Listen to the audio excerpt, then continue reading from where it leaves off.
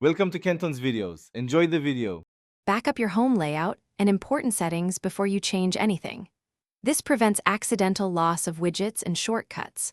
Long press an empty area on your home screen to open home options. Tap Home Settings or Wallpaper and Preferences to find widget and default app controls.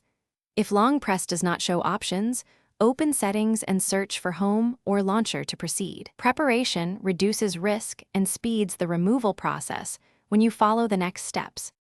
Long press the Google Assistant widget or bar on your home screen. Drag the widget to remove or trash at the top or bottom. If the widget resists, open Settings, then Apps, and find the Google app to disable it.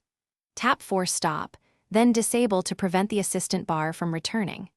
Return to the home screen and confirm the Assistant bar is fully removed and no shortcut or pill remains visible. Open Settings and go to Apps, then App Info for Google to manage permissions. Revoke microphone and assist app permissions to stop voice activation. If your launcher keeps a search bar, go to Settings, Apps, Default Apps, and change or reset the default launcher preference. Clear the Google app cache and storage if necessary to remove residual data.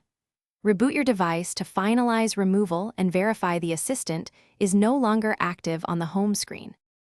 Thanks for watching. Consider subscribing if we helped you.